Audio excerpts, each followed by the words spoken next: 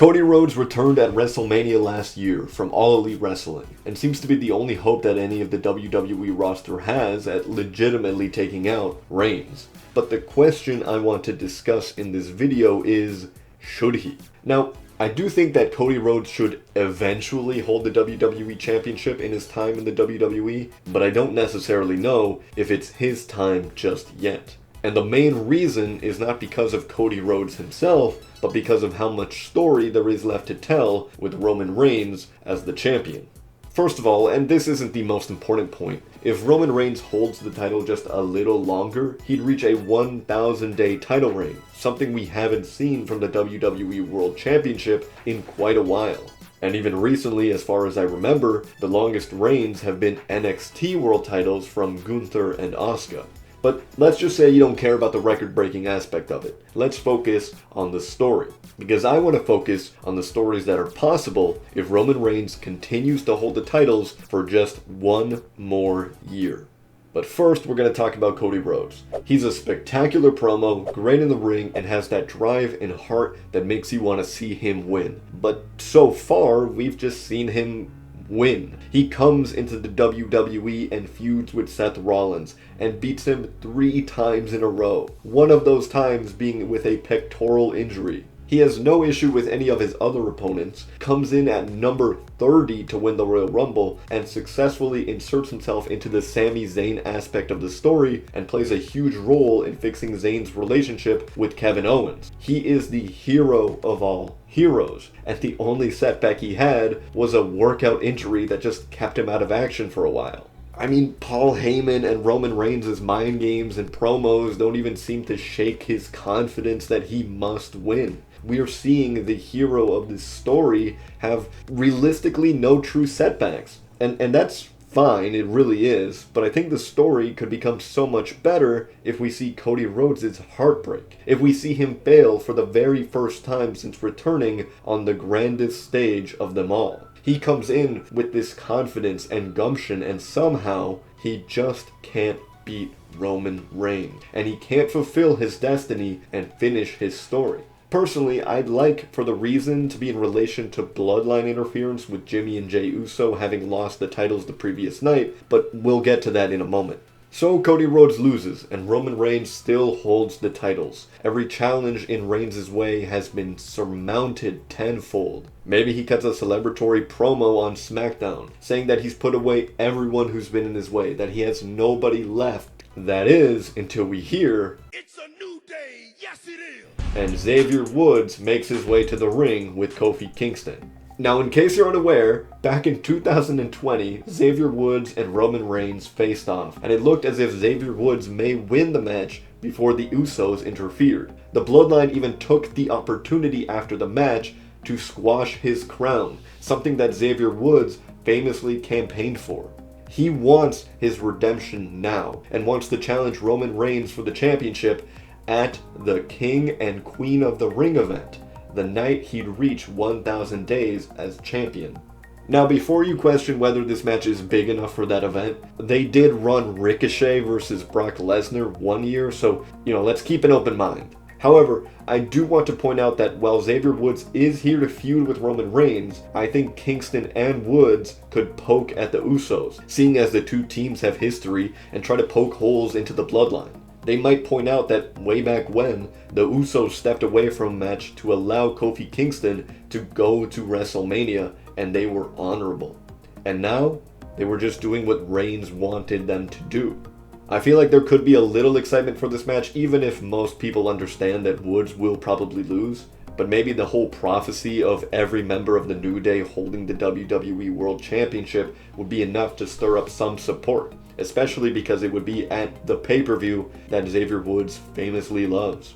But realistically, Xavier Woods will go on to lose. And if there's a post-match beatdown, I think it would be important to show that Jey and possibly Jimmy are not exactly as excited about the opportunity to beat down Woods and Kingston because of their long-standing rivalry and respect to the other team.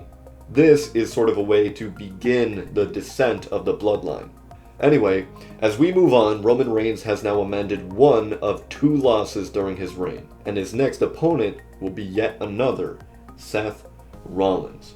Now, technically, the last time they faced, Seth Rollins won the match because Roman Reigns lost by disqualification. Seth Rollins wants his fair shot at the title. Maybe he even suggests it be a no DQ match to avoid what happened previously. This would not only be a progression of the previous feud, but it would also play into the history of the two. And Rollins can acknowledge that, as someone who knows a thing or two about fracturing groups, that he can see the fragments forming on the bloodline, and he's confident that even with their interference, he can take those titles off of him. Seth Rollins right now is very securely in a babyface position, and I think this story can be similar to his previous one, of wanting to prove himself, of not being the least memorable member of the Shield. I think the history that these two had, which was already touched on before, can be emphasized with a second feud that highlights Seth Rollins wanting to win again and Roman Reigns growing more and more paranoid that the bloodline may actually be fracturing because of the memories that Seth Rollins is bringing up. Realistically, I think this match would occur at Money in the Bank, though it could probably slot in anywhere before SummerSlam. However, one thing I want to occur at Money in the Bank this year is for Solo Sikoa to win the Money in the Bank briefcase. Now stay with me because I know this is a very strange turn to take in the story. In the following week, we see that Roman Reigns is first proud of Solo Sikoa because he sees it as a defensive maneuver so nobody can use it against him. Later though, when Reigns or Heyman perhaps learn that Sikoa intends to use the briefcase for a fair match against Roman Reigns, Reigns becomes irate. He demands that Sikoa relinquish the briefcase, which he doesn't want to do. This leads to Roman Reigns beating down Sikoa and commanding Jimmy and Jey to do the same, which they may do, but apprehensively. Again, this is slowly playing into the story of Jimmy and Jey Uso beginning to back away from Roman Reigns. Sikoa, after being beat down, says he's cashing in his opportunity the next week, or, depending on if they need to do this quickly, the same night he was attacked. So, Reigns versus Sikoa. You can either have it go down fairly or unfairly, but the result should obviously be that Reigns wins the match and retains the title. While I do want the Money in the Bank briefcase to mean more than it has in recent years, I think this is an easy way to show Reigns losing control of the bloodline. Sikoa was a hungry young lion that he had to put down, but in doing so, heavily damaged his relationship with the rest of his family. Because, again, the bloodline has always been about family. More specifically, Roman Reigns' megalomaniacal perspective in regards to family and using it to manipulate his family into protecting him. And here is maybe where we start to see Jey finally fully crack and no longer stand by Reigns. Again, Jey Uso said the reason he stayed with the bloodline was because they were his family. And now he's seeing his family beginning to fight each other. By the end of this match, Reigns stands alone in the ring with a beaten down Sikoa and only Jimmy Uso in his corner. At this point, Roman Reigns is tired of Jey Uso backing away. Jey was the first person beside Reigns, and twice now he's walked away from him. He can manipulate him by saying that Reigns has never walked away from Jey, and he's leaving his family behind. He wants Jey to confront him, but Jey is just conflicted with his feelings and can't stand to be in the same ring with him. He almost betrayed the bloodline for a friend and said he couldn't because of his family, but now he's had to betray blood for blood. Roman Reigns, however, twists Jey's words so he maintains control of Jimmy. He makes it about the championships. He recalls that Jey wanted an opportunity for the titles before and says that Jey is jealous of not holding any championships anymore and that he knew that's all he wanted. But at this point, Jey doesn't care about the titles. He just wants to beat Roman and free his brother. So, they have a match in a Hell in a Cell. One more time. This time, not for the titles. It's all about family. Not only does this call back to their previous feud, but it also forces both of them to confront their issues. Jey cannot run from Reigns, and Reigns has to face the first person he manipulated.